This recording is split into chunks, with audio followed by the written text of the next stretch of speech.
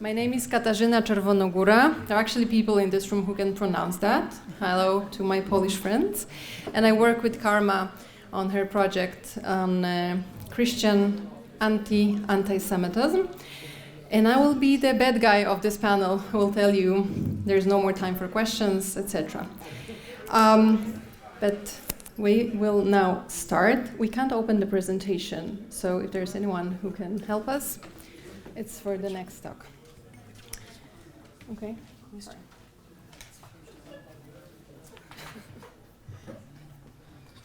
Maybe we can use the computers. Anyway, our first speaker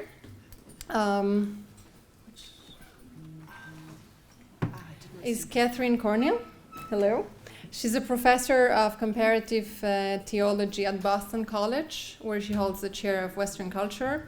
She's an author and editor of several influential volumes in the field, and she founded and she is a managing editor of the series Christian Commentaries of Non-Christian Sacred Texts.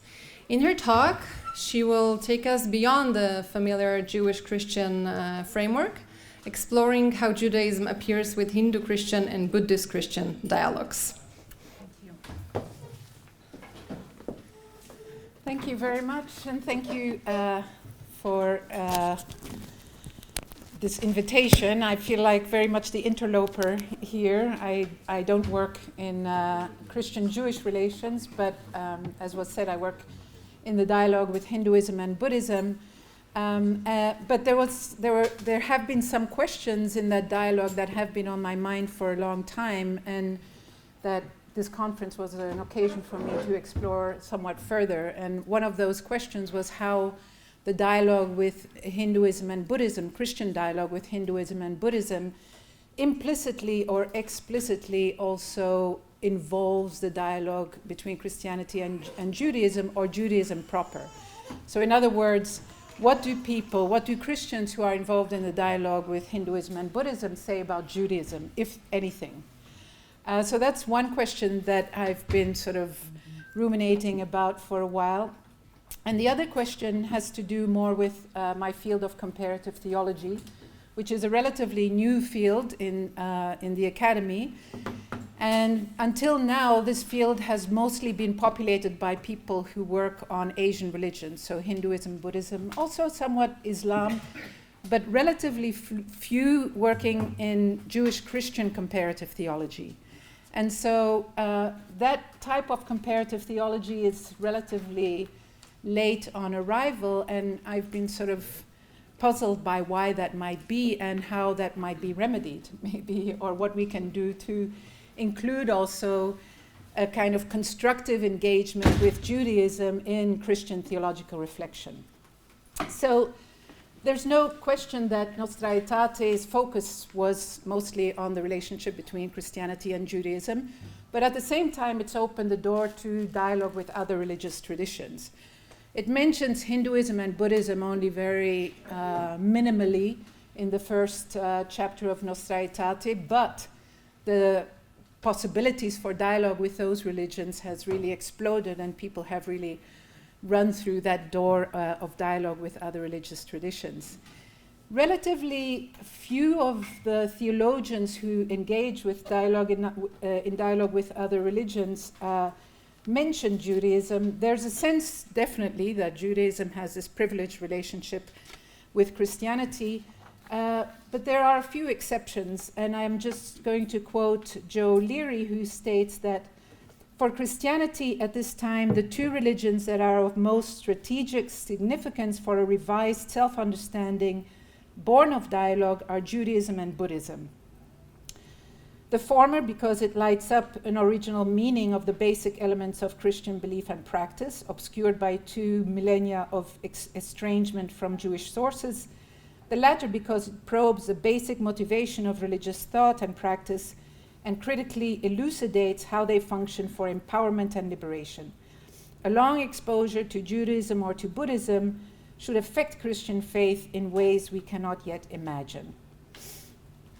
So even though the references to Judaism are relatively sparse in the works of theologians who engage with Hinduism and Buddhism, what I noticed was that some of the themes and the orientations that they have sort of implicitly have some implications also for the relationship with Judaism. And that's what I want to lay out in 4 points that I'll discuss right now. So the first one is the question of the historicity of Jesus. So this question is, of course, at the heart of Jewish-Christian relations today, where there's, of course, no question that Jesus was a Jew, never denied his Jewish identity, and that a lot of scholars, Christian scholars who are engaged in the study of Judaism, now focus mostly on Jesus the Jew and the Jewish identity of Jesus. So that's very central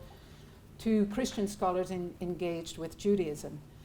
Christian scholars engaged with Hinduism and Buddhism, on the other hand, scarcely pay attention to the Jewish identity of Jesus.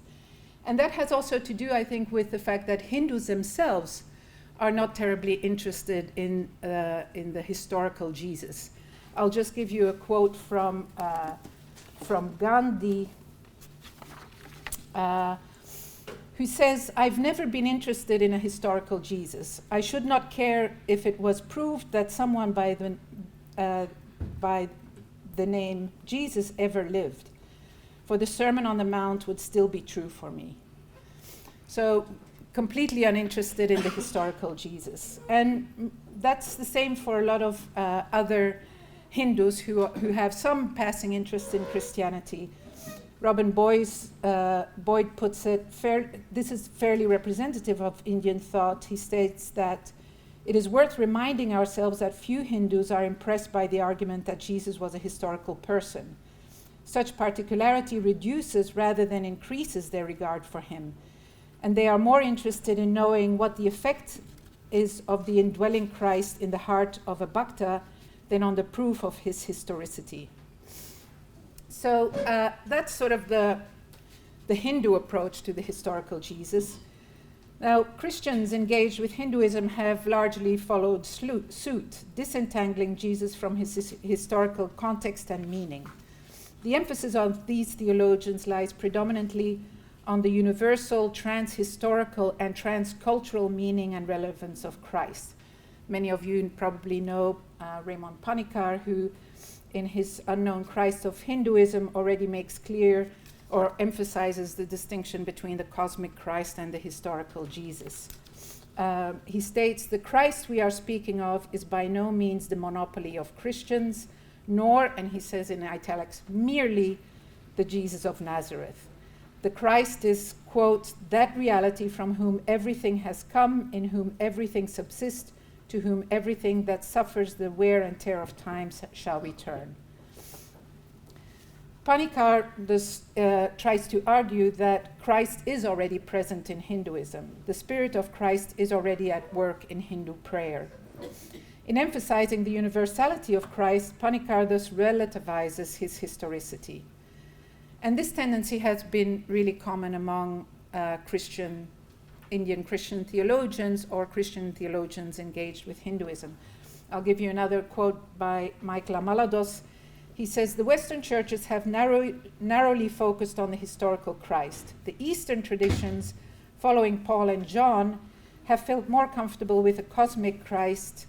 Asian reflection has also focused on the cosmic Christ. In Panikar's pithy phrase, Jesus is the Christ, but Christ is more than Jesus. We need not abandon the story of Jesus, but we need not claim any exclusivity for his historical manifestation." More in general, this has been also part of the inculturation of Christianity throughout the world, where theologians ask, what if Jesus was born in India? What if Jesus was born in China?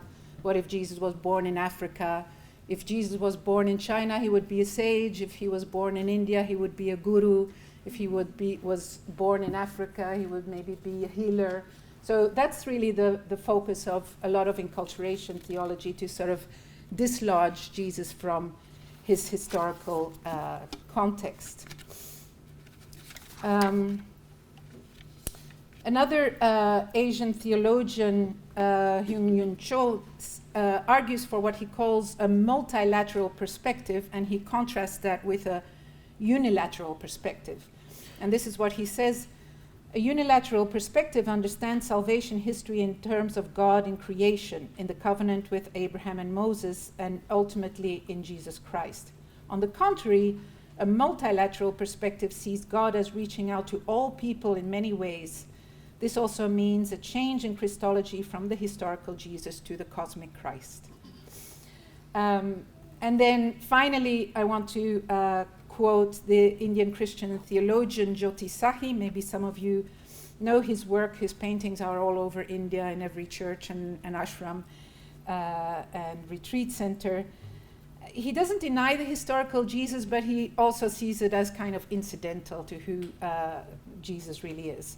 He says, quote, "Jesus was very much a Jew, and that is the basic premise for what we call a theology of incarnation. Jesus belonged to a particular culture in the same way that he had a particular body, born in a particular place and time. But the humanity of Jesus was more than just being a Jew. He was, quote, the Son of Man, and this means that being human was also being universal.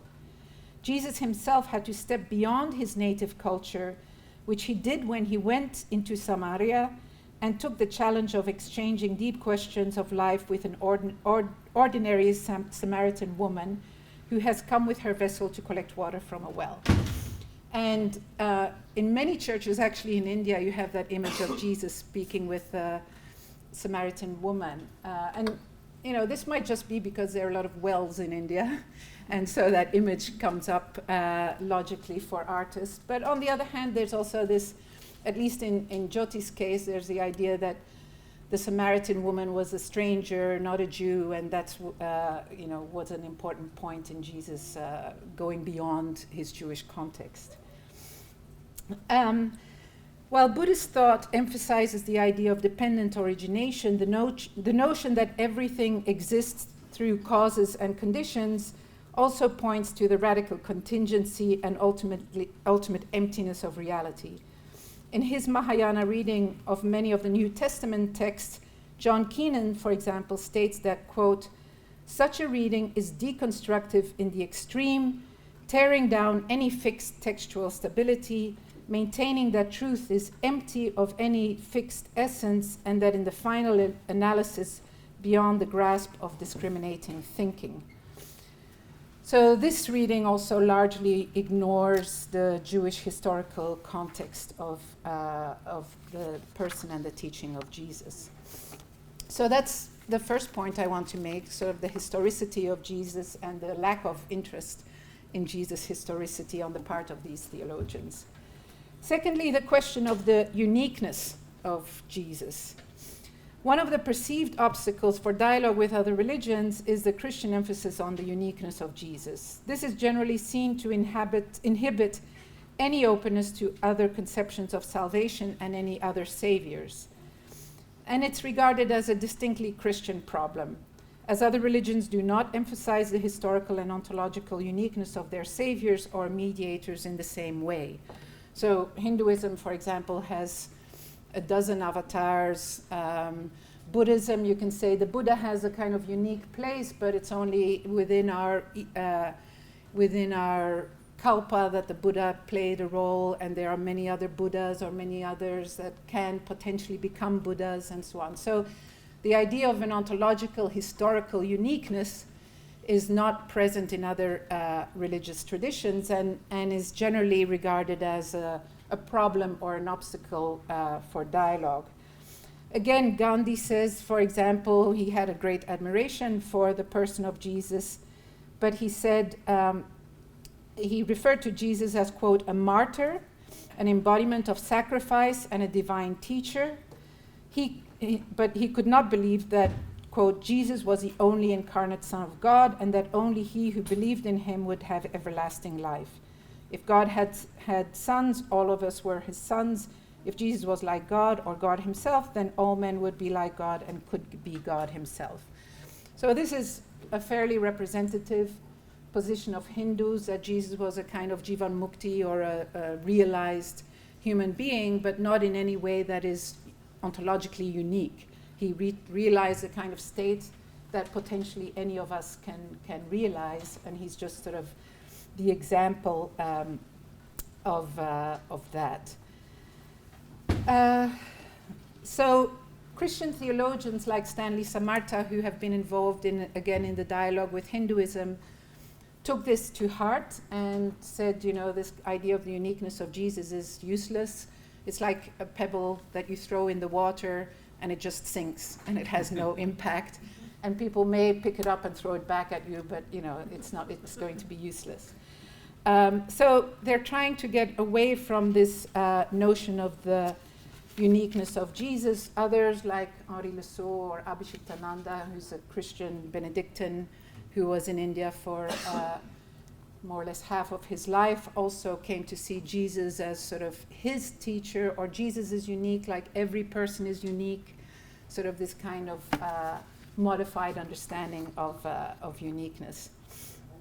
And Panikkar also, by emphasizing the cosmic Christ, he can sort of see the cosmic Christ as present in other religious traditions also. So in dislodging the two, he sees, the idea of Christ also present in the Hindu idea of Ishvara or the personal God. So there's nothing radically unique about Christianity also from that kind of perspective.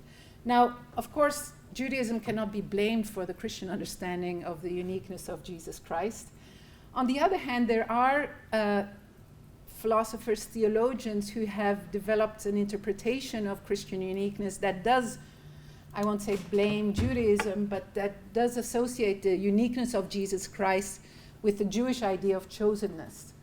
And somebody like Stanislas Breton, for example, he's a French philosopher, theologian, very interesting thinker, but he says, the name Jesus Christ is indeed the matrix of a faith which, in a religious metaphor, assigns to the individuality of a person the double privilege of uniqueness which the tradition reserved for Yahweh and for his people. So his theory is that what happened in Christianity is that the Jewish monotheism and the Jewish idea of the chosen people both came together to solidify the idea of the uniqueness of Jesus Christ and his divinity. So there's no question of necessarily blaming Judaism for this interpretation, but some might see sort of the Christian emphasis on uniqueness also as a continuity of Jewish messianic understandings and so on. So there is something that's there that could be seen as sort of relating at least the Christian understanding of uniqueness to the Jewish tradition. Thirdly, the question of fulfillment. This is, of course, another element in Christian relationship to Judaism, but also to all other religious traditions, how Christianity sees itself as the completion or the fulfillment of other religious traditions. Now, the idea of fulfillment itself is also not unique to Christianity. Most traditions see themselves as the perfection or the completion or the fulfillment of all the religions that went before them, just as Islam regards itself as a correction and completion of Christianity and Christianity of Judaism, and any new religion that arises sees other religions as sort of precursors to their own perfected teachings and practices.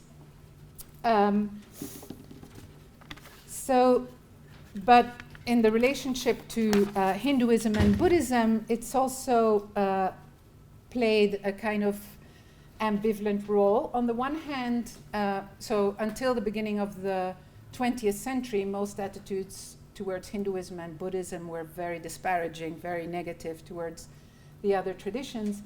And in the beginning of the 20th century, John Nicol Farquhar picked up the idea of fulfillment as a way of affirming elements of truth in Hinduism, but seeing them as completed in Christianity. So the idea of fulfillment in the early 20th century was seen as actually a way of affirming truth in other religious traditions. And so people like Farquhar or Pierre Johannes also talks about through Vedanta, to Christ through Vedanta.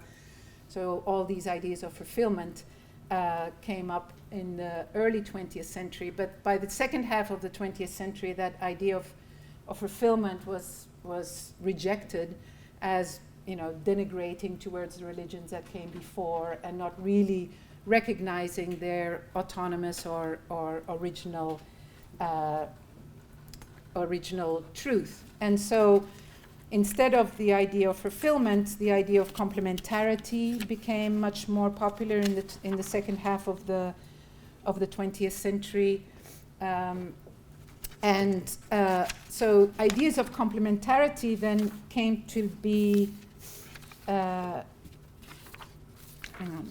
be associated with Hinduism and Buddhism, but interestingly, the idea of complementarity hasn't really been applied to Judaism, and that's something that is interesting also for reflection on why there can't be any comparative theology with Judaism. So when the idea of fulfillment was rejected, it wasn't so much because of any association of fulfillment or any association of Hinduism and Buddhism with Judaism, but because of the fact that it would denigrate those religions. And so to me, it's curious that the idea of complementarity in relation to Judaism hasn't really been cultivated or developed as a theological idea very much, or maybe I'm just totally ignorant, and I'm happy to be corrected on that. But that's, I think, a direction in which the dialogue with Hinduism and Buddhism has gone that has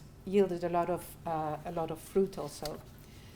And then finally, in the dialogue with Hinduism and Buddhism, what appeals to those religions on the part of Christianity, but also on the part of Judaism, there are also many Jews who are very attracted to Hinduism and to Buddhism.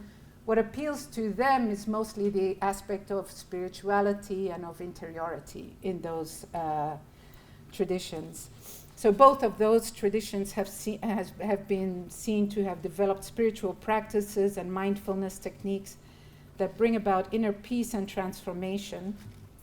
And Christian theologians have come to realize that those traditions are in fact far superior to Christianity in achieving that. So George Suarez Prabhu, for example, argues that in Hinduism and Buddhism, quote, prayer techniques are poorly developed in comparison in Christianity.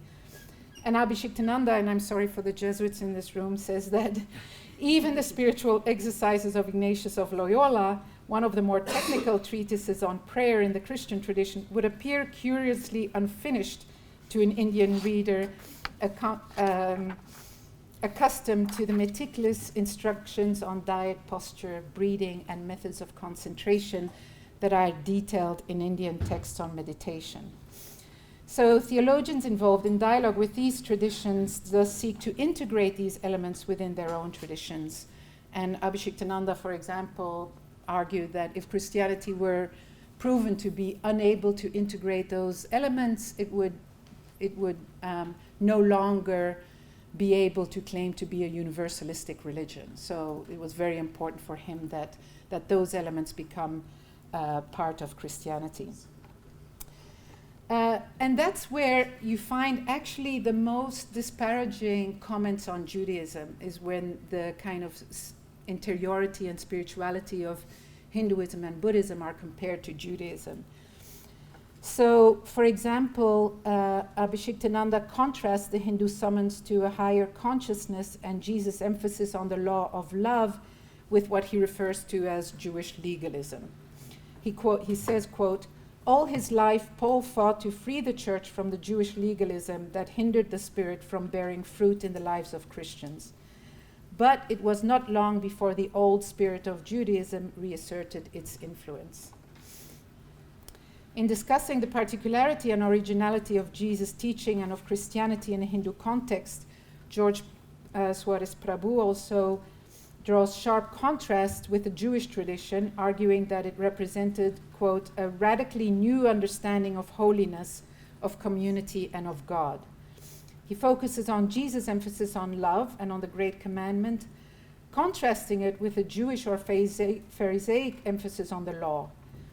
Whereas he recognizes that Judaism also contains similar commandments, he states that, quote, Judaism understands the law formally, that is, as being in its precise formulation the revelation of God's will. And, quote, each commandment then is in principle as important as every other. No commandment can be singled out as great or of more importance than the rest.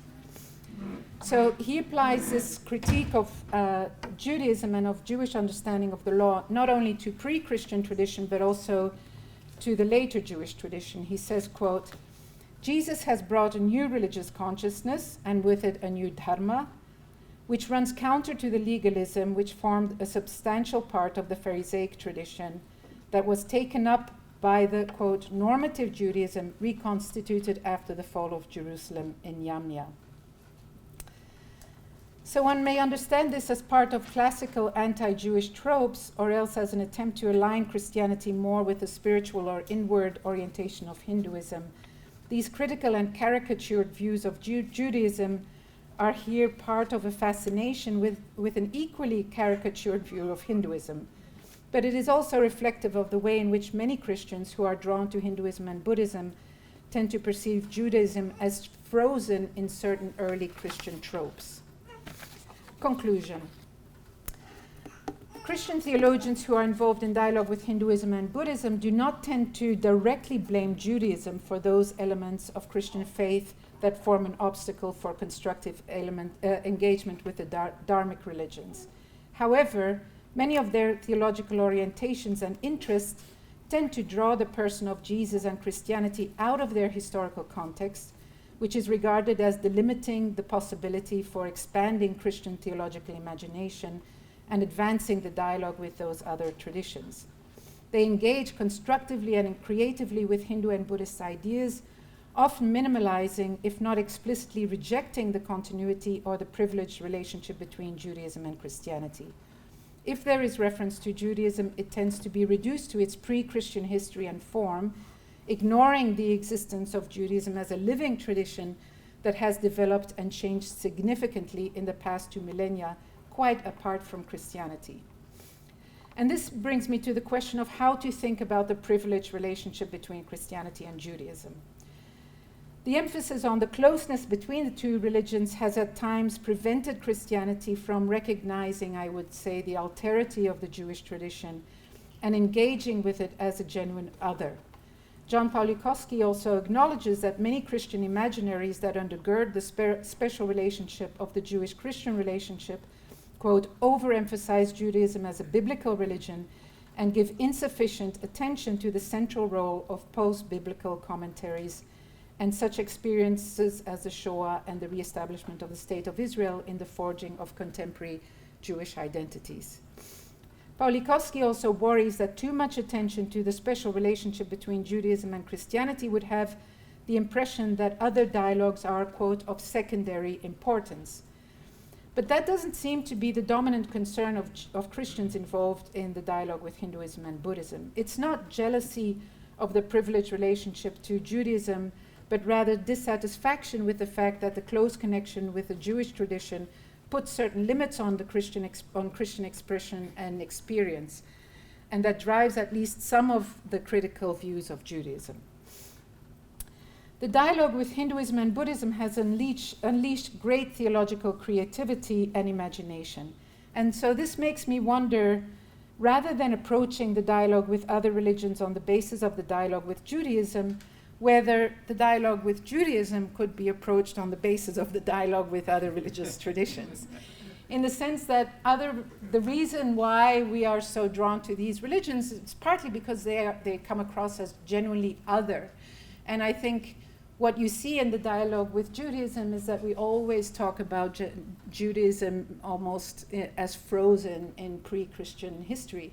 And we don't acknowledge the fact that Judaism is a living tradition that has evolved and that has its own rich spiritual and theological tradition. And maybe if we did that, there would be more chance for really engaging Judaism as a genuine other. I know that this is very treacherous territory that I'm wading in, but you can see it as a proposal from an innocent outsider. So thank you very much. Let me now introduce our next speaker, Gary Anderson, from the Hesburgh Professor of Catholic Theology at the University of Notre Dame, and a member of the American Academy of Jewish Research, whose books include Sin, History and Charity, the Place of the Poor in the Biblical Tradition, which earned multiple awards and translations. And Gary will tell us why the Jewish hope for the Messiah still matters. Thank you very much. I did have a handout. I don't know if it was prepared. Yes, it's here. Oh, Sorry. how about that? Thank you. Guess I'll just circulate it there. I guess the pattern here is to use PowerPoint. I hate PowerPoint, but I should have adjusted to the custom of the land. So excuse me for that. It's a pleasure to be here. I want to thank Zvi Novik and Karma Ben Yochanan for the kind invitation. Over the course of my career, I've been, the beneficiary of 3 long sabbaticals in Israel, 2 for a year and 1 for a half year, and they've been instrumental in shaping my own intellectual life and the publications that I have produced. And every one of them, I've been deeply influenced, not simply by the Jewish scriptures themselves, but by the tradition of understanding those scriptures of living Judaism, which is certainly a big portion of my attraction to the land of Israel. Okay, so let me begin. I'd like to begin, and it's the first text on your handout. The handout isn't crucial for following what I'm going to say, but it does, I think, nicely bullet point the main text that I will consider. I'd like to begin with an article from the New York Times that was titled, and this is the text number 1, "The Vatican says that the Jews' wait for Messiah is validated by the Old Testament." This is a terse summary of one conclusion reached by a document issued by the Pontifical Biblical Commission. It was titled "The Jewish People and Their Sacred Scriptures in the Christian Bible." Extraordinary document, in my opinion. This document elicited a very positive response from Alberto Piatelli, a rabbi in Rome, quoting here, "This latest declaration is a step forward. It recognizes the value of the Jewish position regarding the wait for the Messiah and changes the whole exegesis of biblical studies and restores our biblical passages to their original meaning. I was surprised." End of quote. Although Rabbi Piatelli's reaction is understandable, I'd like to suggest that the Biblical Commission's statement is not quite as new as one might imagine. As it turns out, the Church's reception of the prophecies of the Old Testament is not as clear-cut as one might have imagined. In fact, I think the way in which these prophecies are understood go in one direction in Christian Jewish disputation, and in another direction when they're heard and understood within the language of the Church's theology and liturgy. And that's what I want to get to now. Although I'd like to discuss the particular challenge posed by Isaiah's prophecy regarding the birth of a child named Emmanuel, in chapter 7 of that book, let me begin by posing the problem more generally. Does the Christian tradition claim that Jesus fulfills the prophecies of the Old Testament regarding the Messianic age, full stop? Let's begin by turning to a text in the very first chapter of the book of Acts, text number 2 on your handout. So when they came together, that is the disciples, immediately after the resurrection, they asked him, that is Jesus, "Lord, is this the time when you will restore the kingdom to Israel?" And then Jesus replied, "It's not for you to know the times or periods that the Father has set by his own authority, but you will receive power when the Holy Spirit has come upon you. You will be my witnesses in Jerusalem and all Judea, Samaria, and to the ends of the earth." So in the moment right before Jesus ascends to heaven, the disciples gather and ask, "Is this the time when you're going to restore the kingdom to Israel?" The question clearly follows from the fact that many of the biblical promises associated with the restoration of Israel have not yet come to fruition. And notice carefully how Jesus responds. As the Lutheran theologian Robert Jensen has remarked, Jesus does not say, quote, "Well, it really isn't that kind of kingdom, it's more spiritual," end of quote. Rather, Jesus replies, "It's not for you to know the times or periods that the Father has set by his own authority." Jesus goes on to speak of the sending of the Holy Spirit and the creation of the church, but he pushes the date for the final consummation of the biblical promises into the future. Those will have to await Jesus' second advent. In brief, already in the wake of Jesus' resurrection, the disciples themselves begin their prayers for his return. In fact, that's enough text to realize that what the Pontifical Biblical Commission said isn't new, but goes all the way back to the very first chapter of the book of Acts. We can find a similar sensitivity displayed by patristic writers.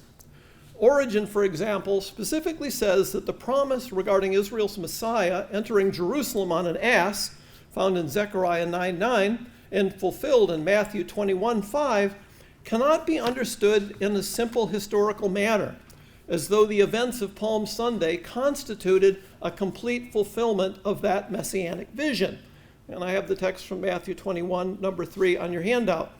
When they had come near Jerusalem and had reached Bethphage at the Mount of Olives, Jesus sent 2 disciples, saying to them, "Go into the village ahead of you, and immediately you will find a donkey tied and a colt with her.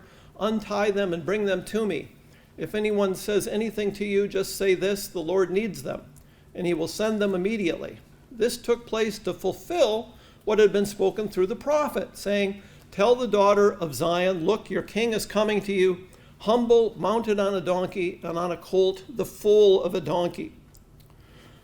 But as Origen's Jewish interlocutors made clear, the literary context of that quotation from Zechariah makes the simple historical reading of this text from Matthew impossible.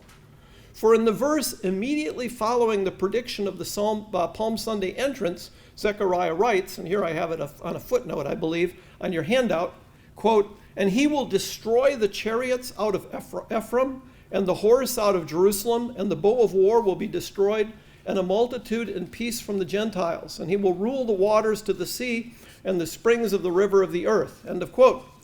Yet, as Origen's Jewish interlocutors informed him, nothing like this occurred during the last week of Jesus' earthly life. Origen writes, quote, "The Jews, too, when they examine with us the connection of this prophecy with the things recorded about Jesus, exert no negligible pressure on us when they demand how Jesus destroyed the chariots out of Ephraim, the horse out of Jerusalem, how he destroyed the bow for war, and had done the things that follow." End of quote. Conclusion for Origen: a simple historical reading cannot make sense of this story, following the sequencing of Zechariah's own voice. The text, Origen concludes, must be understood at a spiritual level. Finally, we should pay close attention to the way the birth of Christ is treated in the scriptural readings that attend the celebration of the liturgical season of Advent, which will begin in just a couple of Sundays. As the Christian biblical scholar Christopher Seitz has noted, what we see in the readings for the first couple of Sundays of Advent is a pairing of Isaiah's prophetic voice with the expectation of Christ's return in glory within the new.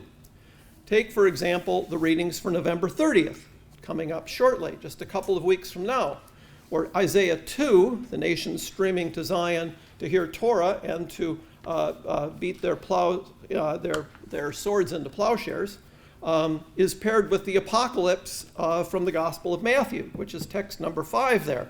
That has nothing to do with the birth of Christ on December 25th, celebrated on Christmas Day. It's rather a text oriented towards Christ's coming again in glory.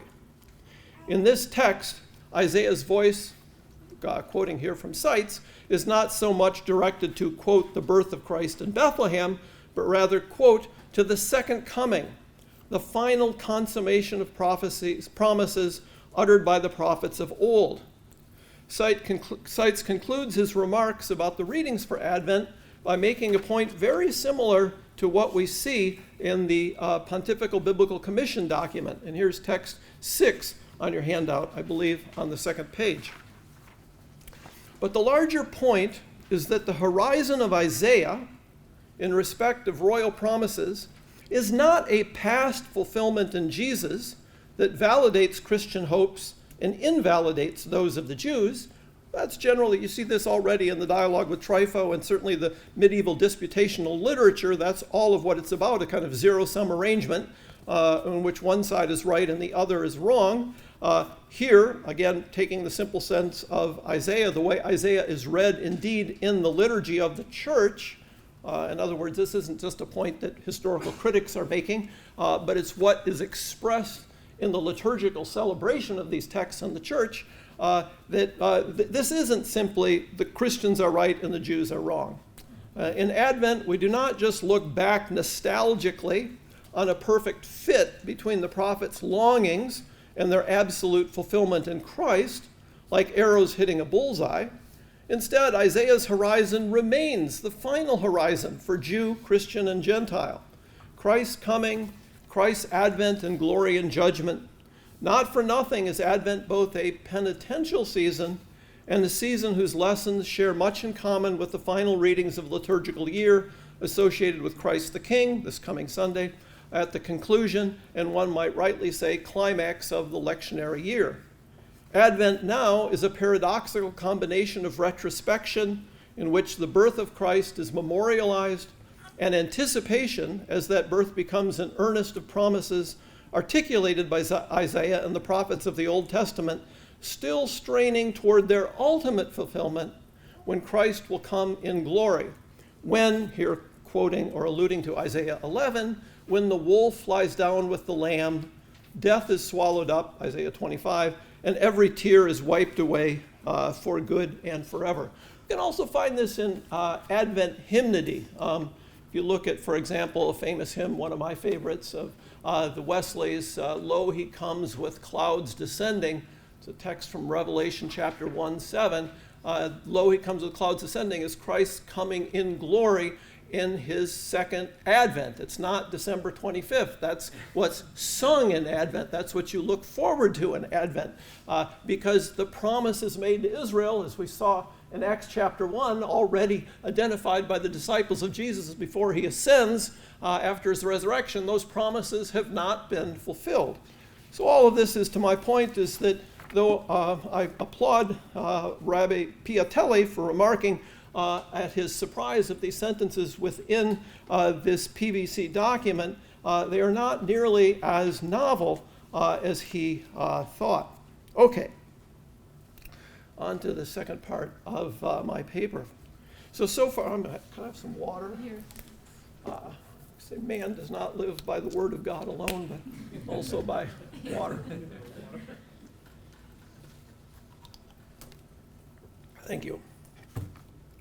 Okay, so far we've addressed the question of how the Christian tradition has treated those prophecies in the Old Testament in their largest eschatological frame. But how are we to understand Isaiah's prophecy of the birth of Emmanuel within the context of the 8th century in which the prophet lived? In chapter 7, Ahaz, the king of Judah, faces a true crisis. The kings of Israel and Aramea to the north have formed a league, perhaps, here we're guessing, with the intent of securing independence from the growing Assyrian power to the east, and they wish the Judean king Ahaz to participate. Should he not, they're prepared to join forces, march southward, and depose him from his throne. One option open to Ahaz is to form his own alliance with the Assyrians in order to counter those to his north. Isaiah counsels Ahaz to forswear such political machinations and put his sole trust in God, a high order indeed. Ahaz refuses to comply, and this leads Isaiah to denounce this particular king and predict the birth of a coming royal figure, Emmanuel, who will do the Lord's bidding. A simple reading of Matthew's gospel would suggest that Isaiah's answer was to predict the conception and birth of Jesus a number of centuries later. But as Benedict XVI has noted, this position has been rejected by most modern readers because the simple sense of the text requires, quote, that the sign announced to Ahaz be intended for him there and then. So the sign would need to be sought and identified within the historical context in which it was announced by the prophet. In other words, if Isaiah is speaking to centuries, into the future, what kind of consolation is he offering to the troubled Ahaz in his own day? From this principle, Raymond Brown, great Catholic biblical exegete of a previous generation, concludes that Isaiah 7:14, quote, was intended as a sign to this disbelieving monarch during the Syro-Ephraimite War of 734 BC, and must refer to something that took place during that year or shortly thereafter, end of quote. Most current Old Testament scholars, however, would not accept Brown's conclusion. What Brown fails to recognize is that the presentation of Isaiah's message has been shaped over decades, if not centuries, of a history of transmission. True, the 8th century prophet did address the problems arising from the Syro-Ephraimite War in 734, but the book of Isaiah, as ascribed to this figure, addressed events that occurred much later. And it was those later events that guided the way the book gave shape to the way this prediction was to be understood. Let's go a little bit deeper to explain what I mean here. It's become clear to most scholars who work on the book of Isaiah that the events spoken about in Isaiah chapter 7, which took place in roughly 734 BCE, have been shaped in relationship to the events recorded in Isaiah chapters 36 to 37, the crisis of the siege of Jerusalem by the Assyrians in 701 BC. In other words, in the development of this text, Germans would refer to this as the Fortschreibung of the book of Isaiah, its ongoing composition. The disobedience of King Ahaz has been set in stark contrast to the obedience of King Hezekiah. Here I'd like to read from Hugh Williamson, certainly one of the greatest modern commentators on the book of Isaiah and a frequent visitor to this holy city. He writes here, and this is text number 7 on your handout, a number of scholars in recent years have observed that there are some striking points of connection and contrast between this account in chapter 7 and the stories about a later king, Hezekiah, in chapters 36 to 39. These points stretch all the way from the general and overarching to the specific and particular, and I cannot list them all here. Just to give a flavor, we may note that in both passages, the king is confronted with an invading army that's threatening Jerusalem, that he's reduced to near panic, that Isaiah the prophet offers him a reassuring al-tir'ah, fear not oracle, backed up in each case by the offer of a sign, an oath. A striking point of detail is a reference in both cases to the otherwise unknown conduit of the upper pool on the highway to the fuller's field, which can hardly be coincidental. Alongside these similarities, however, there are some marked contrasts between the ways in which the kings react. Ahaz rejects the way of deliverance offered by the prophet, while Hezekiah follows the way of faith and is spectacularly delivered. We should also compare the enemies are not truly comparable. Ahaz, it's the minor kingdoms of Aramea and Israel to the north, whereas Hezekiah is worried about the great superpower of Assyria coming from the east. Hezekiah would have much more reason to distrust the avenue of just rely on faith alone, but Ahaz refuses that. Hezekiah, his supernatural faith, believes it, and he is spectacularly rewarded, according to the biblical text. On the basis of these and other such comparisons, we may agree that those who have concluded that there is a conscious attempt, again in the Fortschreibung, in the ongoing composition of this book, to contrast the responses of the two kings. So Isaiah 7, according to Williamson, most modern scholars who follow this, is not a verbatim report of what's happening in 734, but it's a post factum report that's consciously drawing a comparison between an ideal king and a less than ideal king. If we accept the suggestion that the book of Isaiah in its final canonical form has been shaped so as to create this contrast between the piety of Hezekiah and the near apostasy of Ahaz, then it might seem that traditional Jewish position, that Emmanuel is Hezekiah, has been confirmed at the expense of the Christian claim. In what follows, though, I'd like to show how wrong that suggestion would be. Ironically, I would like to suggest, the Jewish position can make a substantial contribution to Christian understanding. And here we can again turn to the work of Anglican scholar Christopher Seitz to show us the way. He's opened, as I say here, a very constructive way forward. Turning now to text 8. Seitz begins by affirming that the development of the Isaianic corpus has shown a strong interest in Hezekiah as a model for proper kingship in Israel. Now, quoting from Seitz, but this interest is not primarily nostalgic or memorializing in nature. What Hezekiah is as king, how he conducts himself, becomes a type for later kings to follow. Let's pause for a second to unpack the implication of these words. First of all, it's important to note that there's something extraordinary, indeed almost supernatural, about Hezekiah's faith and what it accomplishes. We can illustrate this by comparing the plight of Ahaz and Hezekiah. Both are in danger of catastrophic military defeat.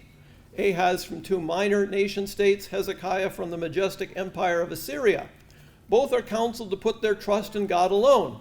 Ahaz spurns this advice in favor of a military alliance with Assyria, which will come back to haunt the kingdom of Judah. Hezekiah, on the other hand, puts his trust in God alone, which results in the halting of the Assyrian advance on Jerusalem and the eventual murder of the Assyrian king back in his own realm. This is really, this is kind of a side point here, but certainly in Christian circles, everyone talks about the terrible violence in the Old Testament. Yeah, look at the book of Joshua, you can certainly find that.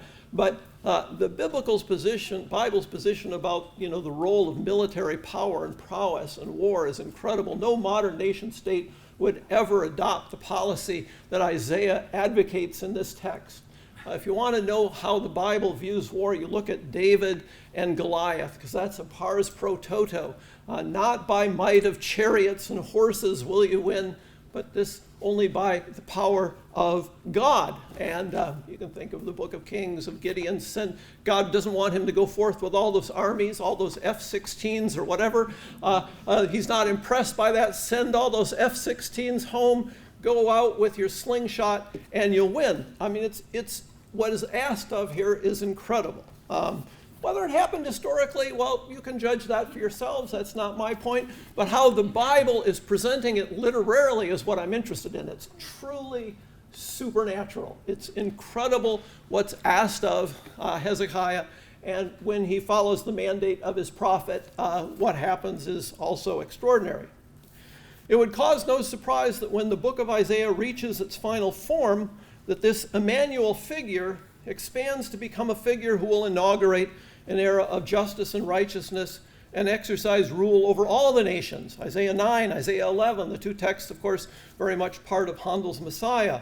Or Isaiah 2, the text that will be read on the first Sunday of Advent. All the nations of the world streaming to Jerusalem to acknowledge Israel's God and to beat their swords into plowshares.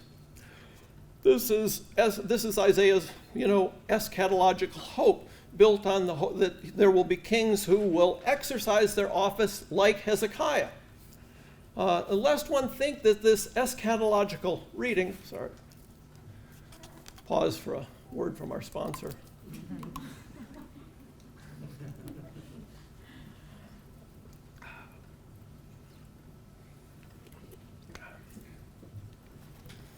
And lest one think that this eschatological reading, this goes back to my point that looks like, initially I was going to say, yes, Emmanuel is Hezekiah in terms of the way in which the book's unfolding. It looks like, okay, the Jews win, the Christians lose, because it is Hezekiah, not Jesus. Now it becomes more complicated because the book of Isaiah looks beyond Hezekiah. It's not Hezekiah for him and of himself, but it's Hezekiah as a model of the king who exercises his office in the proper way, and when done so, will lead to the results as Isaiah records in chapters 9 and 11 or chapter 2.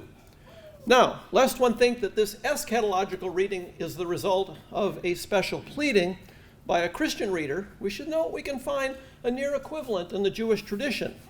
Here is text number 9. Amos Hacham, whose son Noach teaches here at the Hebrew University, a modern Orthodox commentator, notes that the rabbinic tradition expected that Hezekiah, in his role as Emmanuel, was destined to defeat Gog and Magog, that is, the eschatological enemies of the kingdom of God, according to Ezekiel, and usher in the great promises articulated in Isaiah 9 and 11. But, and here we get midrashic, because of Hezekiah's failure after the defeat of the Assyrian invasion to properly praise his God, these promises had to be displaced to the future. But Chacham notices here, and here my translation from his commentary, no word of the prophets will return empty. Therefore, we can confidently hope and expect that each and every great thing foretold by the prophets will come about at the end of days. Think about this in relationship to Acts 1, right? When are you going to fulfill the promises of the great prophets of Israel? And Jesus says, it's only the Father knows that. Well, in a sense, Chacham is saying the very same thing here. These promises don't disappear because they weren't fulfilled in the figure of Hezekiah. They are simply put off till the Acharit Yamim, until the end of days. The sages were accustomed, take a look, I think it's the Talmud Bavli, Sanhedrin 94b, something like that. The sages were accustomed to saying that all of the abundant beatitude promised by the prophets are prophecies destined for the days of the Messiah. But it's important not to allow ourselves to get too fully caught up in the eschatological nature of Isaiah's text. And here's my last text, number 10 on your handout, again from Christopher Seitz. What kingship shall become in Israel and for the nations, Seitz concludes, writing for his Christian audience, it becomes in reference to the Emmanuel child in the historical rule of King Hezekiah. Out of that historical matrix, who King Hezekiah really was, according to the book of Isaiah, a model of kingship emerges that's filled full in the person of Jesus of Nazareth, King of the Jews, Messiah of the nations. The church confesses that out of the messiness of earthly government, specifically rooted in the house of David, God prepares a place for his son to rule as king. That Jesus explodes all mundane aspects of kingship is itself not unprecedented. Israel's own vision of kingship from time to time, its own historical kings, prepared the church to see in Jesus a king like no other, yet like what Israel longed for and at times experienced a foretaste of in kings like Hezekiah. So that cites his point, is it's not a zero-sum arrangement. Seeing Hezekiah as Emmanuel doesn't rule out Christ. By no means. If we see in Hezekiah a type of the rule that Christ will assume. Okay, to conclude. In the age of formal disputations between Jewish and Christian scholars, going all the way back to Justin Martyr and the dialogue of Trypho, texts such as Isaiah 7:14 were used in an us versus them approach. One side was right, the other was wrong. What I've tried to show today is that modern approaches to the growth of the biblical book, like Isaiah, have opened up a space in which some shared readings might emerge. Now, this isn't to say that all disagreements have disappeared, hardly. Christians still claim that Hezekiah is a type for Jesus. I don't think the Jews in this room will want to claim the same.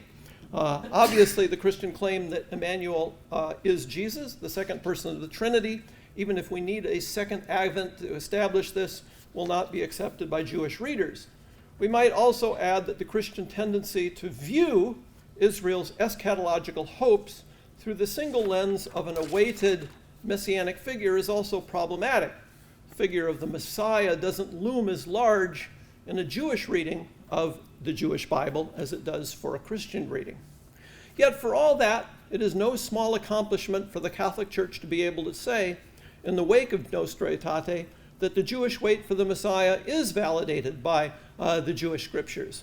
Indeed, the Church, as a community grafted onto the chosen people, still celebrates every Advent season that very element of waiting. Thank you very much.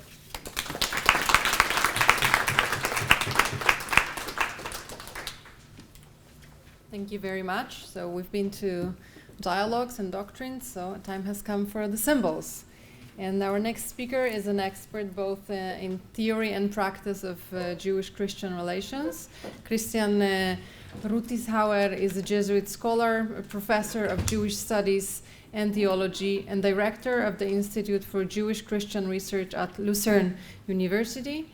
He also serves as the Swiss and German Episcopal Dialogue Commissions with Judaism and has been a permanent counselor to the Holy See for religious relations with Judaism since 2014. Please, the title of the talk is In Search of an Iconography of Jewish-Christian Relations Today. Thanks so much for the organizers of this conference. I'm very happy that there is a conference on Nostra Aetate here in Israel, and not only in Europe and in the United States. I was working on theology of land in the last of years, but I said coming to Israel, I will give the locals the word to a theology of the land. I will go in a completely different topic, the search of an iconography of Jewish-Christian relations. As is well known, Christian anti-Judaism has also found its expression in sacred art. The Ecclesia and Synagoga motif is the most famous one. Nostra Aetate stressed the Jewishness of Jesus and the early church, and since the doctrine of the irrevocable covenant has developed. There are initial attempts to depict this new theology. Therefore, I just want to share with you four thoughts about aesthetics in Jewish-Christian relations. Then I go to the Ecclesia and Synagoga motif, iconographic coming to terms with anti-Jewish art on a third section, and finally artistic representation of Jewish-Christian relations nowadays. It is not only the written and the spoken word that mold Jewish-Christian relations. Gestures, symbols, images and works of art are important media. They appeal not only to the intellect but also to the emotions and have always reached a wider audience. Thus, the symbolic politics of the Pope's visits to the synagogues and the Holy Land have been highly effective. People seek not only abstract truths in religion, but healing, salvation, miracles, if we want or not. Rituals and liturgy are the genuine medium for this. Signs and symbols, paintings and works of art in sacred space appeal to the aesthetic sensibility. Although the prohibition of images is central to biblical monotheism, the Roman Catholic Church feels empowered by its belief in the incarnation to use images and figurative art. In this context, the reference to Holy Scripture and tradition is decisive, even if its iconography is subject to much less strict criteria than that of the Eastern churches. It even responded to the iconoclasm of the Western Reform with an extremely lavish program of images and sculptures. However, the Second Vatican Council's return to the Bible, the Roman Catholic Church also broke with the tradition of images in sacred space. Under the influence of functionalist architecture and modern abstraction, many churches were built without extensive iconography. God the Father has disappeared from art altogether. Artistic representation focuses on Jesus Christ, his passion, the Holy Family, and individual saints. This concentration raises the question whether Jesus Christ and the early church are iconographically represented as Jewish. Does the Jewishness of Jesus appear in sacred art? It is well known that Jesus, Mary, and apostles were not depicted as Jews in the history of Christian art. Christ is portrayed as divine, as the Son of God, or as generally human, as wandering preacher and crucified human being. In other words, the Christian faith, with its claim to universal truth, overrode any affiliation of Jesus with the Jewish people. More precisely, the particular Jewish was replaced by the particular manifestation of the artist's time, of the particular, of the contemporary. The same applies by and large of the depiction of the Old Testament figures, although medieval art sometimes shows them as Jews, but in no negative way. The recognition of Jesus as Jewish is reflected by Marc Chagall, one of the earliest artists to depict Jesus as a Jew. He was also invited to design stained glass windows in churches. He created a green central window for the Fraumünster in Zurich depicting Christ on the cross with Mary and the infant Jesus also visible. It is flanked by 4 other windows, we see here only 2 of them, all of which depict Old Testament stories. In this work, created in 67,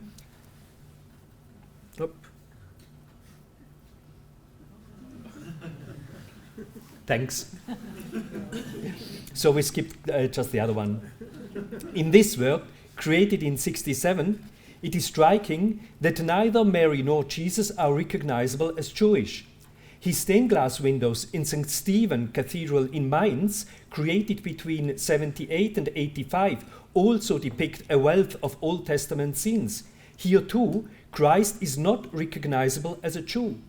Marc Chagall depicted the crucified Jesus as a Jew only in his artwork, but never in a church interior. Why? What is his message when he does it in his artwork, but not in a sacred space? We won't go into this, but it's just an observation. In the meantime, there have been various attempts to show the Jewish Jesus in church art. Sigurd Köder, a German artist, has illustrated biblical stories in stained glass windows and in countless paintings included in Bibles. Jesus is depicting wearing tefillin, the tetragrammaton or other Hebrew letters appear, the menorah and other Jewish ritual objects are depicted. Icons have also been created presenting Mary as a Jewish mother or Joseph as a Jewish writer. In Würzburg Cathedral, there is an oversized menorah in the entrance area. All these efforts to make Jewishness visible in churches or on sacred objects are often of poor aesthetic quality. They use Jewish symbols for educational purposes or to illustrate just one point. Thus, they have value in conveying the reference of Christian liturgy to its Jewish origins, not more and not less. For Jews, however, they are often perceived as an inappropriate appropriation of Jewish identity markers I discussed with Jonathan in Rome some weeks ago. So let's go and turn the page. We have first a look to the history of art of the motif of ecclesia and synagoga. It developed from an interpretation of Passion narrative of the Gospel of John. In the oldest depictions, ecclesia and synagoga are assigned to Mary and John, who stand beneath the cross, the configuration that later became known in art history as deesis. In John 19, the crucified Christ says to Mary, "Woman, behold your son," and to John, "Behold your mother." John and Mary are referred to each other and entrusted to each other. According to many exegetes, Mary represents the Jewish Christians and John represents the Gentile Christians. The Ecclesia ex circumcisione is entrusted to the Ecclesia ex gentibus and vice versa. Such an assignment can also be found in the apse mosaics of ancient Roman basilics, such as Santa Prudencia from the 5th century. In this mosaic, the two parts of the church are assigned to Christ, the teacher. This means, on the one hand, the ecclesia and synagoga motif grew out of an exegesis of John 19. On the other hand, the motif substituted the ecclesia ex gentibus and ecclesia ex circumcisione after Jewish Christians have disappeared. This historical development, the motif mutated from a mutual association to a mutual separation. If Christ is the connecting factor for the Jewish and the Gentile Christian, he is the dividing one for Jews and Christians. The depiction of the two allegorical figures with synagoga wearing a blindfold illustrates the theology of Corinthians chapter 2, as well as the theology of St. Augustine. Only Ecclesia correctly interprets the Bible in Christ. Synagoga is blind. It shows hermeneutical rivalry. This motive began to change in the early Middle Ages, with synagogue being depicted turning or running away. In addition, the two ladies appear crowned, with the crown failing from the head of the synagogue or being knocked off her head. At the same time, she is given the spear of Longinus, who pierced the side of the crucified Christ, from which the blood of Christ flows. And Ecclesia is crowned, adorned with the flag of the resurrection, and catches the blood of Christ. This juxtaposition is linked to the biblical motives. For example, Ecclesia is associated with the wise virgin and the synagoga with the foolish virgins. Sometimes the motive of judgment comes to the fore, so that Ecclesia appears in heaven and the synagoga in hell. Blatant anti-Jewish motives are added, ranging from Ecclesia standing on a synagogue or burying the synagogue, to the synagogue being possessed by the devil. Without being able to describe all motives in detail, it is clear how hermeneutic rivalry in the Middle Ages was supplanted by an antithetical hostility between Christians and Jews. The synagoga and ecclesia motive disappeared from art in the time of Renaissance and the Reform. This was due to the church's returning to the Bible. Michelangelo, for example, places Pope Julius II, who embodied the church as a Renaissance pope like no other, above the heroic figure of Moses. He is reclining in a relaxed manner, even on his coffin. His supernatural natural ecclesiastical power is rooted in the leadership of Moses, the leader of the Jewish people. In the historicism of the 19th and 20th century, however, the ecclesia and synagogue motive appears anew. It was precisely the time when ethnic and racist anti-Semitism gripped European society. In Berlin, Münster, Maria Laach, and in other places, synagogue is once again depicted, blind with a broken lens and turning away from Christ. This artistic revival contains no innovative element. It is not blatant anti-Semitic. However, it bears witness to the deicide accusation when the ribbon of the synagogue under the cross bears the words, "We have a law, and according to that law he must die." It supports the social anti-Semitism, which again argued at that time with blood libel legions and denigrated Talmudic Judaism.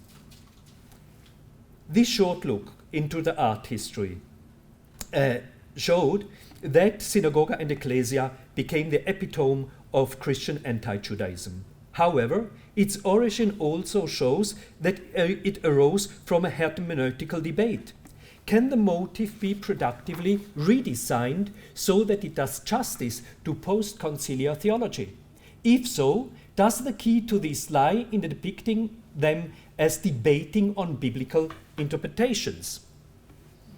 This is the path taken by the sculpture Ecclesia and Synagogue in our time, you know, by the artist Joshua Kaufman on the campus of St. Joseph's University in Philadelphia. Two crowned monumental women resembling Renaissance sculptures with Torah scrolls and holy scriptures are depicted at eye level.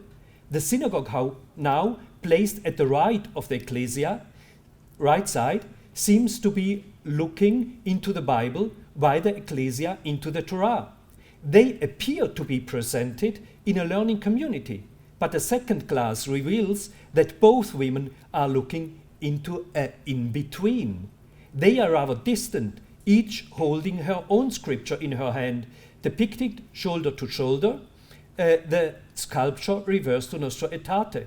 The title also includes the word "our time," Nostra Aetate, so the sculpture was created for the 50th anniversary of Nostra Aetate 10 years ago. At the same time, the aesthetics of the sculpture are rather traditional and backward-looking. Ecclesia and Synagogue, two female figures meeting on equal terms, have become an established expression of the renewed relationship between Jews and Christians. Synagogue carries a Torah scroll rather than the mosaic tablets, and Ecclesia carries the Bible. In 2000, Paula Mary Turnbull created 2 more abstract freestanding female figures that can be reassigned to each other at any time. John Tahon sculpture Twins in Hanover is more abstract. The Belgian artist created it in 2017 to commemorate 500 years of the Reform. The 2 female figures, which are not explicitly identifiable as synagoga and ecclesia, stand next to long ledged rectangles which have 5 gold strips. They can be associated with the ladder, with the 5 books of Torah, or together also with the Decalogue. With the title Twins, the sculpture makes reference also to the language of exegetes and historians who speak of Christianity and Rabbinical Judaism as a twin birth. Heiko Börner's wooden sculpture of 1991 in Erfurt is even more abstract. 2 originally shaped figures emerge from a 2.5 meter high oak stele. They grow tensely out of a trunk and together from a broken gable at the top. Tel Aviv artist Nira Perek has proposed a monumental stamp for the Cathedral of Cologne in 2023. The column, which is hollowed out and accessible, is broken off at the top. Inside it bears the negative imprint of the famous Synagogue of Strasbourg Cathedral. But her eyes are open. The silver blind font lies unused above the column opening. The lens is unbroken, but also without a tip. The tablets of the Decalogue are held out to the church visitor as a mirror in which he can recognize himself. The negative profile of the synagogue is visible to people in the church. It preserves the memory of anti-Judaism, but smuggles the synagogue into the church interior, into the ecclesia, as a non-load-bearing or yet load-bearing column. The proposed artwork by Nina Perek is the result of an international art competition held by Cologne Cathedral. Its history began with a symposium in 2006 that addressed the question of how to deal with anti-Jewish artifacts in the cathedral. In his summary and further reflections of the conference, Rainer Höpp started from the question of whether the Judensau in the cathedral should be simply removed. He rejects this option for 2 reasons. On the one hand, it would amount to a renewed suppression of Christian anti-Semitism. On the other hand, a Gothic cathedral represents an entire cosmos in which the irrational, the random, the demonic, the evil have always been depicted in peripheral areas where the theological pictorial program is not fully composed. It is precisely in this interplay that the main theological message of Christian salvation history emerges, which a Gothic cathedral seeks to convey. Höps also rejects contextualizing the Judensau and other anti-Jewish artworks by adding explanatory panels or critical commentary. He argues that this approach is methodologically underdetermined and leads more away from artwork than into it. The Judensau in particular is a provocation that leads to the failure of reasonable attempts at explanation. Finally, he also speaks out against damaging, mutilating, destroying works of art beyond recognition. The historically well-documented praxis of iconoclasm has always been applied to images that either prevent worship of God or depicted foreign and evil powers. Höps proposes an approach to dealing with the past that ties it with the early Romantic idea of the cathedral and takes up the medieval concept of the cosmos. The cathedral seeks to represent the disturbing diversity of reality in a unity before God. Since Cologne Cathedral itself is a work of art that has grown out over centuries and will never be completed, Höps recommends continuing the story and creating new artworks on Judaism, which are in dialogue with the works of art of the entire cathedral. Earlier views of Judaism must be confronted with today's theology of Judaism. Following Höpp's proposition, the cathedral chapter finally appointed a jury in 2022 to conduct an international art competition for a renewed piece of art for the Cologne Cathedral. It formulated the following evaluation criteria for an artwork nowadays. I quote, artistic quality, multidimensionality, ambivalence, site-specific quality and compatibility with liturgy, social quality, potential for appropriation and performance as a link for Jewish-Christian dialogue, communication potential, enthusiasm, reception, feasibility, approvability, also taking into account the interests of moment preservation and long-term sustainability, end of quote.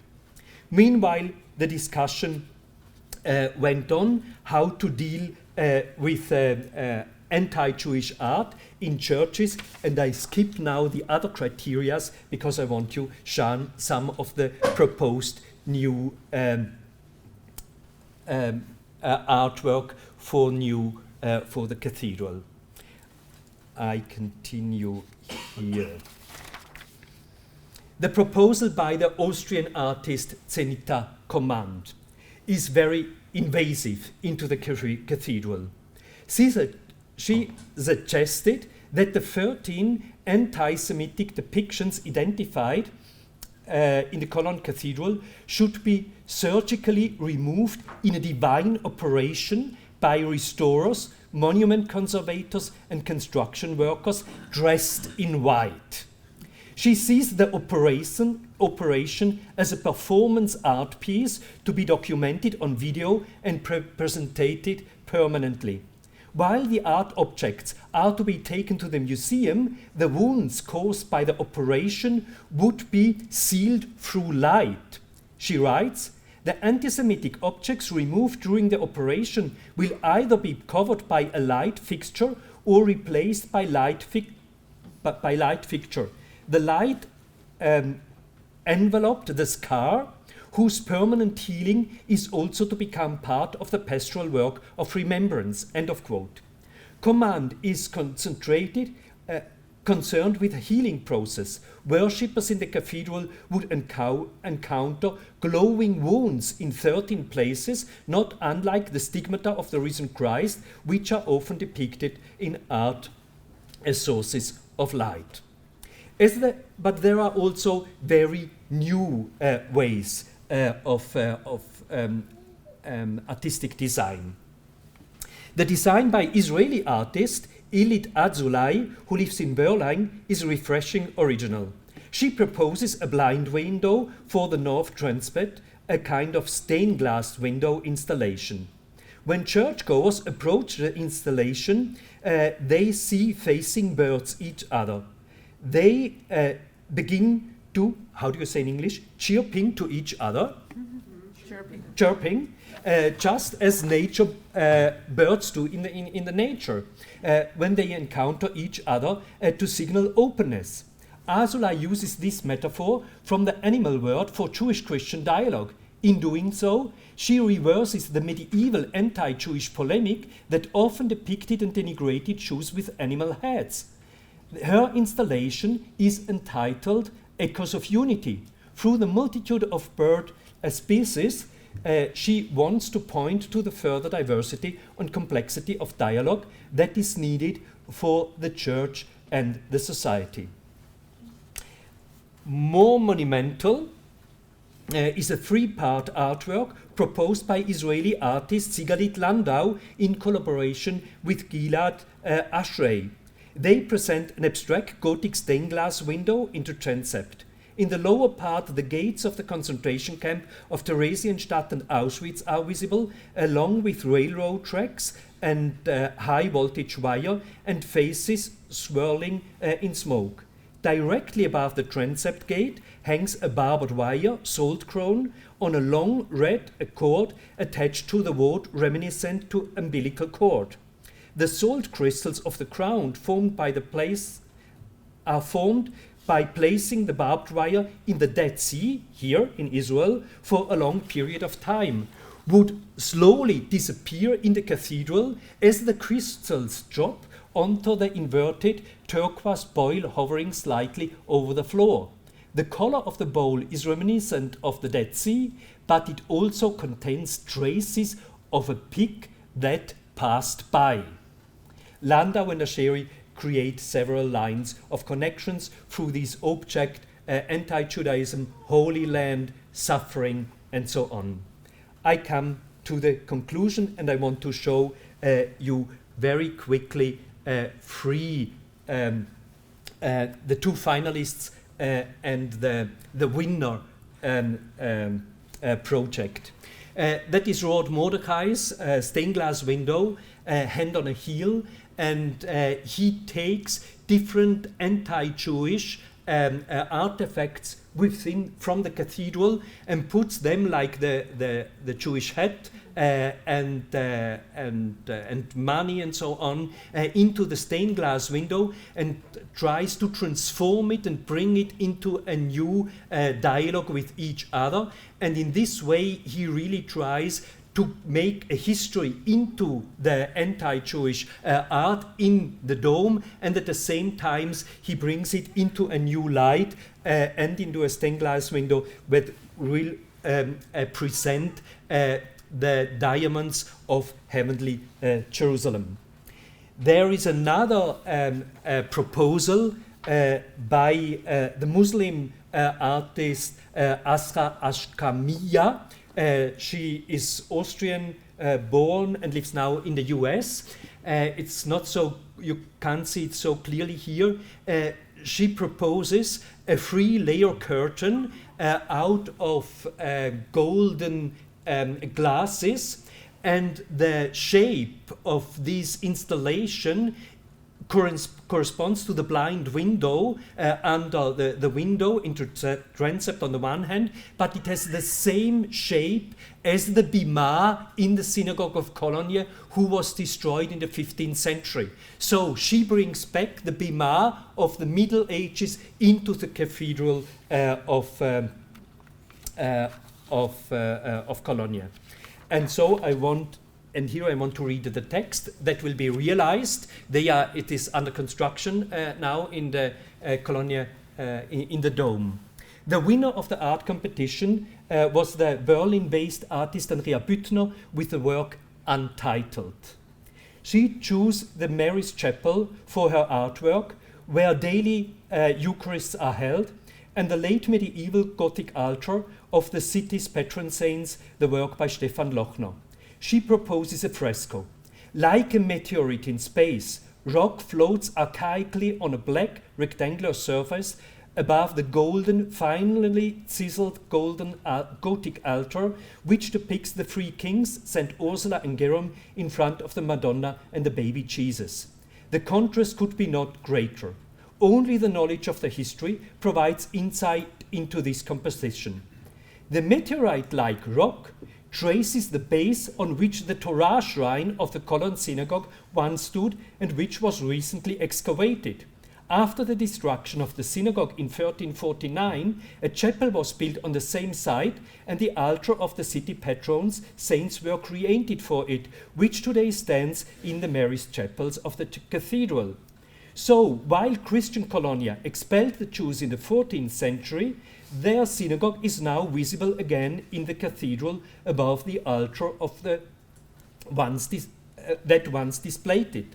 Büttner stages the return of the repressed in a Freudian sense. With her artistic device, she exposes the violence of the past. At the same time, her artwork opens up the space in which the message of the altar, the birth of Christ and the incarnation first make sense. Above the Gothic altar, whose two wings, when closed, show the scene of the angel's annunciation to Mary, Andrea Büttner's fresco forms an altar structure on an additional outer wing that can no longer be closed. The artwork is aesthetically compelling in combination with the Lochner altar due to its positioning. So, other works of art have been presented in this competition. I was in the jury, and my main favorite was Mordecai's stained glass windows. I'm very happy with this artwork of Andrea Büttner. I gave a long theological interpretation when the artwork was presented. It will be now put in stone, and the inauguration should be in 27. And we are looking for other places to place the other artworks in different places in Europe. Our intent was really to find new aesthetics and overcome just to borrow Jewish symbols into a Christian context. Thanks for your attention. Thank you. Now it's time for questions and comments. Yes, please. I would appreciate it if you could introduce yourself and then ask the question. There is no mic. You can stand up and ask the question. My name is Ron Isaac. I'm currently a student at the Department of Musicology. I'm doing a PhD in composition, music composition.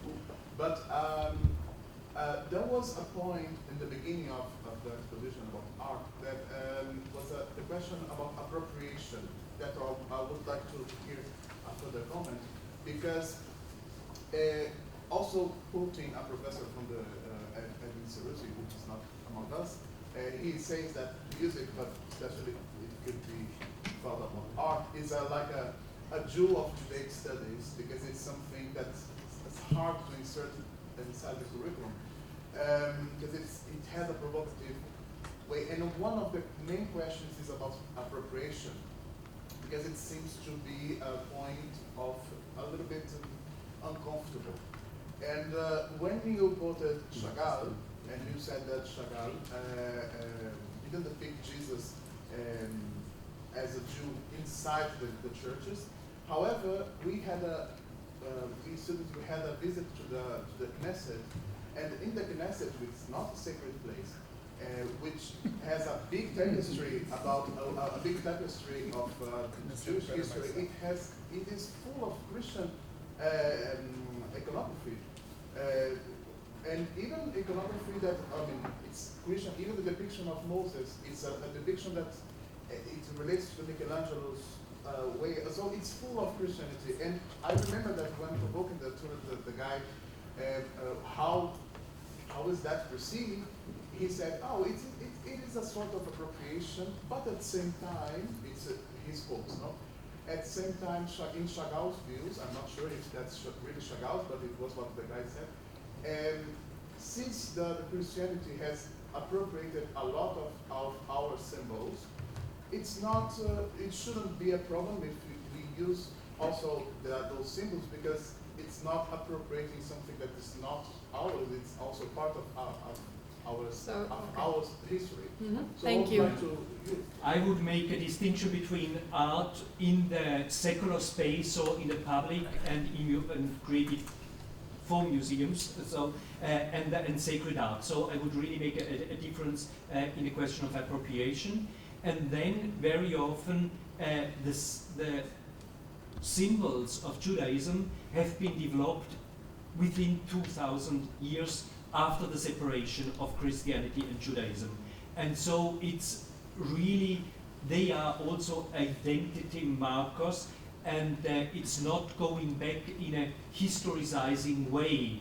And very often Christian painters who take these symbols, they think they go back to the historical root. And that's this exegetical, pedagogical way to deal with art. And I think that would be, for me, it's acceptable for pedagogy, but it's not really for a sacred place where we don't have, sacred art is much more than only to give catechism and so on. And that's the reason why I would be really hesitant to appropriate to sacred art. When I see the icon, I have chosen it because you chose it in the room, because I said perhaps we can come into discussion. When you use it for an icon, that's really a liturgical object, and that's not just art. So I think it's even different, or we could discuss how do we use liturgical instruments with liturgical instruments depicting on the font of the other tradition. When we could go into details of this, and we also went in our discussions. So that's the reason I would just say, let's be more and more precise in analyzing how art works and what does it mean for both of traditions. I have a question for the three panelists, trying to make a link between a connection between the three of you around the idea of completion and uncompletion, in the sense of leaving space for waiting. And my point would be, do you think that maybe shaping a theology of healing is leaving space, yet undetermined, for further future theological explanation if we don't have the answer? It comes from the piece of art that you show was the Capricia chirurgy, so surgical intervention, and the light that goes through, and it comes from what you were saying about also Lusso and Panica, about leaving some space and then bringing back Advent as the place where we decide that the undetermined is still in front of us, and we still have to wait in some ways. I would just make another link to your paper. There was one art proposition, just a phrase in a cathedral. In the middle is the shrine of the three kings, the Magi, who came to venerate the baby Jesus. Where is the king of the Jews? And aesthetically, and to have this question just in a cathedral, so that Christians would think, have we forgotten the Jewish Jesus? The Christians were in favor of this artwork. But the commission was half Jewish, half Christian. So we were together. And we had a dispute, and it tore apart our commission. After 2 hours debate, we had really to say the proposition is out. So, the Jewish side, do we wait for a Messiah? Do we not wait for a Messiah? And then very quickly they said, this is the King of the Jews, like in the Passion narrative of the Gospel of John, but that's a different quotation, and the quotation taken here is from Matthew, from the children's narrative. Where is the King of the Jews? How to say, it's so sensitive how it is read from different perspectives. And that's also, when we let it open, do we really have a common expectation? Is that the solution, or is it not the solution? Because by posing the question, the messianic question, we fix something also in the dialogue. Because the Jewish side perhaps don't, or that's not the main point in the dialogue. So that's the reason why, yeah.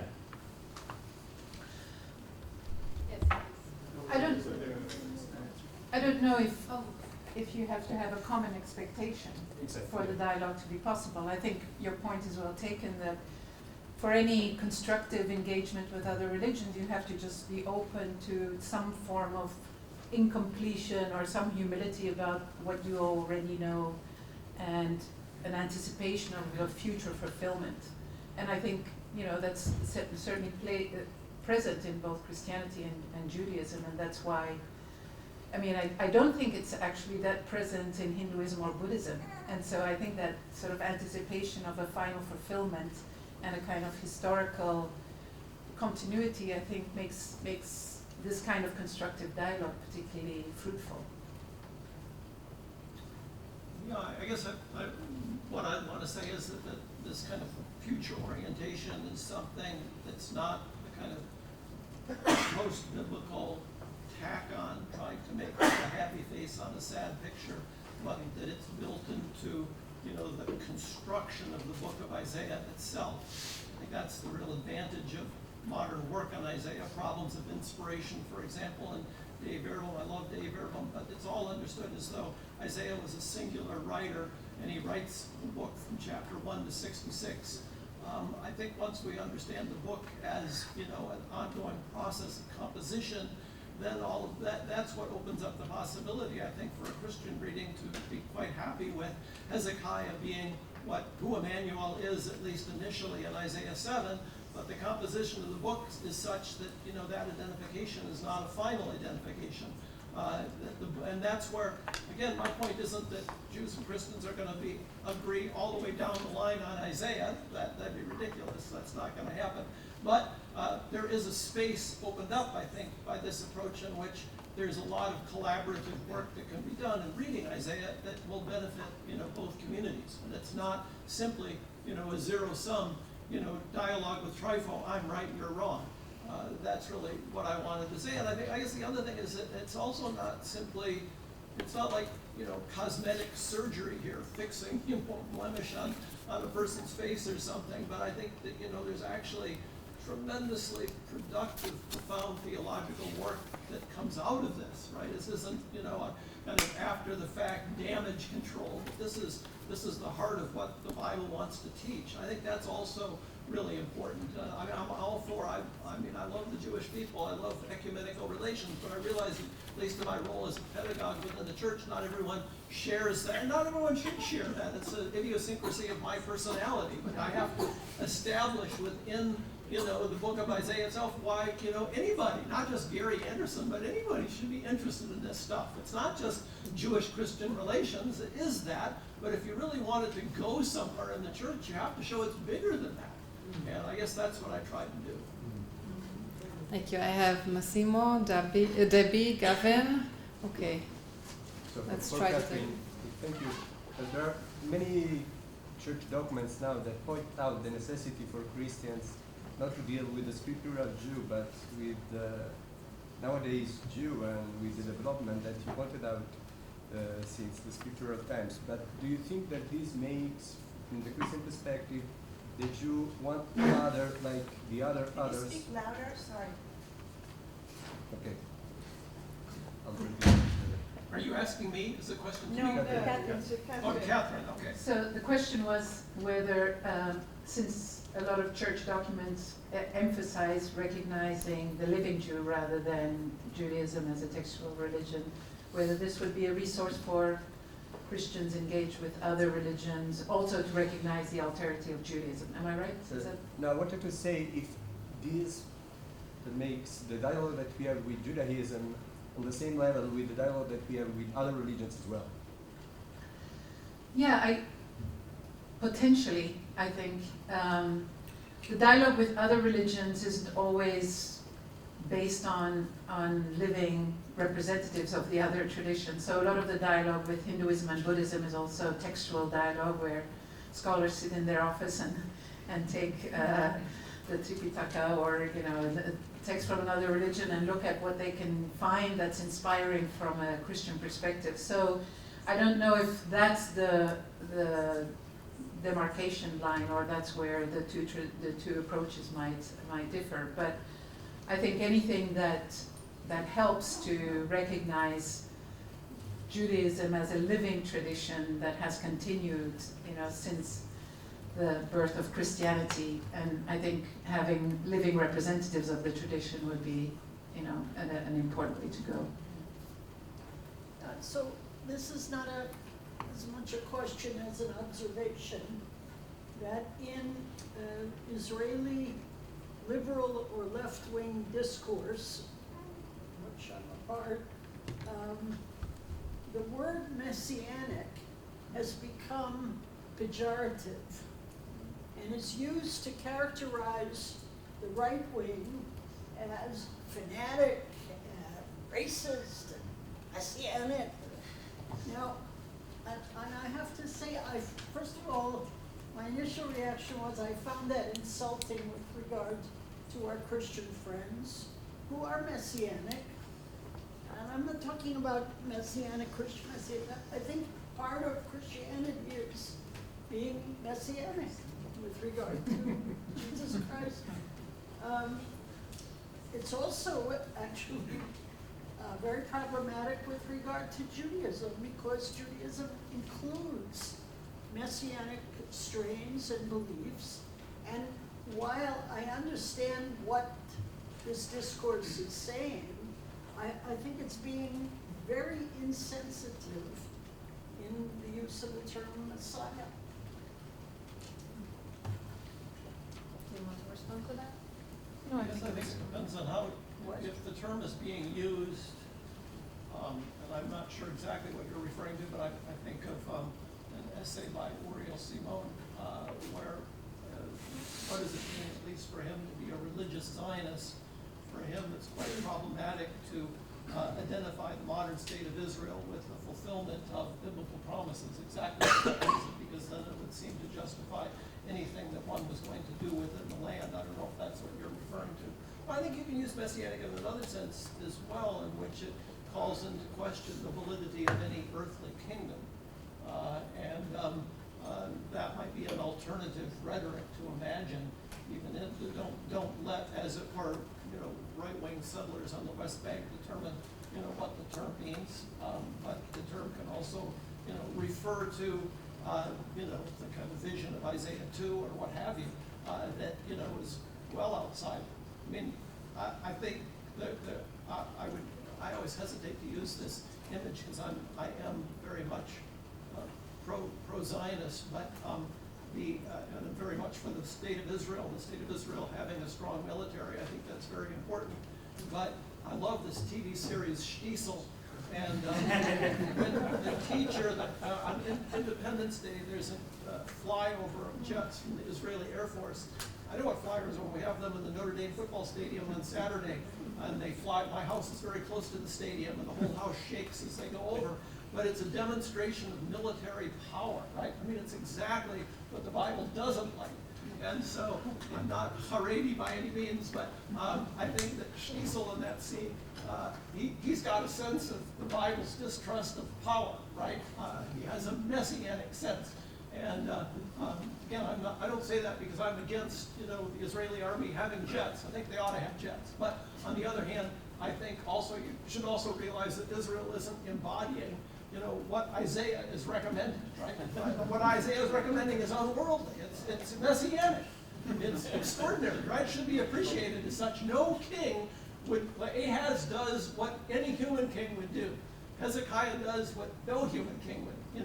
No human president would do, what have you. And that's why I guess I think, this is another point, certainly in kind of trying to make a case to Christians for the value of the Old Testament. They think it's all just, killing people left and right. But I think that's fundamentally wrong about the kind of radical nature of Israel, the Bible's approach to, human power and deep suspicion of human power, and the way in which it's idolized.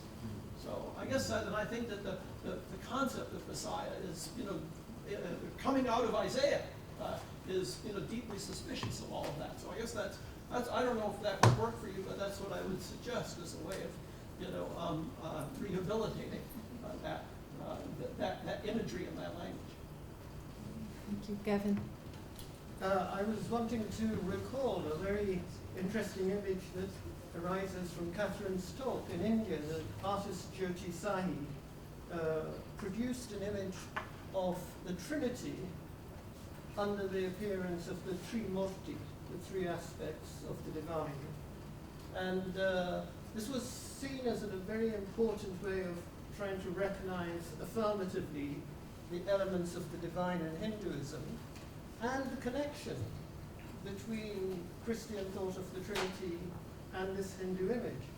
But then it connects with what Christians saying about how explosive, difficult, problematic he was taken to court by a Hindu who was from the BJP party for using a Hindu image and desecrating it. And he was taken to court by one of, not my relative, but ancestrally, a Goan traditionalist who said he's desecrating the Christian church by bringing in a Hindu image. So I think the question would be like, what are the kind of limits to complementarity? And I suppose there's a sense in which you're suggesting it's a conversation that's risky. That's how we know the limits. But presumably with fulfillment in place, there's always a potential hidden limit, question mark, for Indian religions and for the Jewish people in Catholic theology.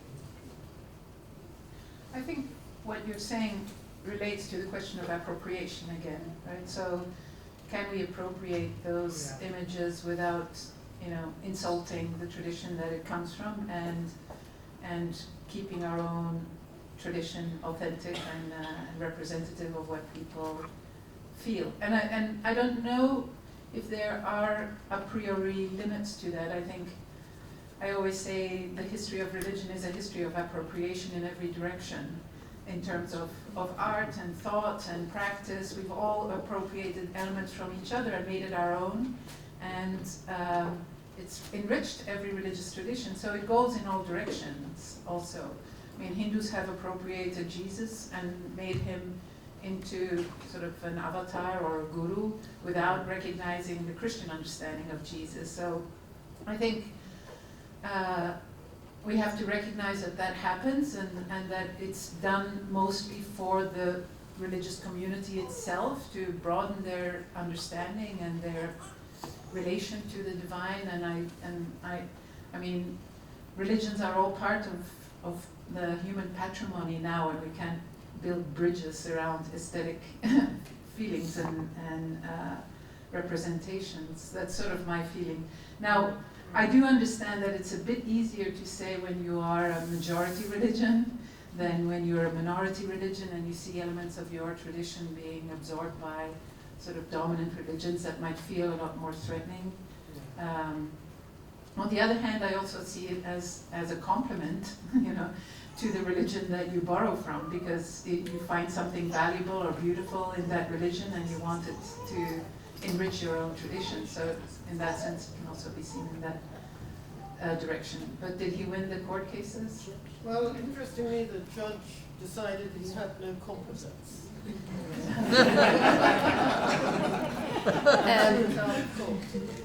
We will now take the last question. I'm Marcy Link. I had a question for Catherine. I was thinking about the conclusions at the end of your talk, and I'm wondering what you think. Do you think that among Christians who are involved with dialogue with Eastern religions, do you think that some of them would say that concern for Jewish-Christian dialogue would be perceived as sort of overly philocentric and or impossibly like Western or colonialist? And here I'm thinking about the way that karma started us off, where they're thinking in sort of universalistic terms and this is too limited. Or is it simpler that they're different dialogue goals in different contexts? Here I'm thinking about dialogues between Jews and Christians, or dialogues between Jews and Palestinians, which have really different goals and different languages to them. So I wonder what you think about that. Yeah, I mean, that's a good point that you're making, and I think every dialogue has its own indeed goals and its own history, and so there's a lot of reparation to be made in the dialogue between Christianity and Judaism, and between Judaism and Islam, and Christianity and Islam. So it's it's a little bit cowardly to say, oh, you should adopt the Hindu and the Buddhist model, because those dialogues are easy, because they're fresh and they're open, and there's no or little history with those traditions. So I think that's also why that's a dialogue that has exploded. But I was talking earlier also, and this is the reason why I'm thinking about this. The series that was mentioned of Christian commentaries on sacred texts of other religions that I edit has 10 volumes now, and 9 volumes are on dialogues with Hinduism and with Buddhism. And I once met the Christian Scholars Group, and I said, I presented the series, and I said it would be great if we could have commentaries on rabbinic texts. And they were like, no, we could never do that. That would be a new form of supersessionism that's sort of out of the question. And, but it's like we're not allowed to recognize Judaism as a real other religion, because it would always have that threat. Now, there is one commentary, Dan Jocelyn Siemiatkowski wrote a beautiful commentary on Mishnah Avot, so that there is one precedent that's very well done, I think. But that's sort of the sensitivity. But on the other hand, there are a few comparative theologians that are trying to do precisely that, not always sort of look at the historical relation, but look more at new insights and texts. And of course, Christians have adopted, Jewish philosophers for centuries in terms of their own self-understanding. So that's also a form of comparative theology. But you're right that every context has its own history, and enculturation is also indeed a form of early comparative theology, where you use the context and the ideas and practices and texts of the context to reinterpret your own. So. Thank you very much for your presence, and please join me in thanking our panelists.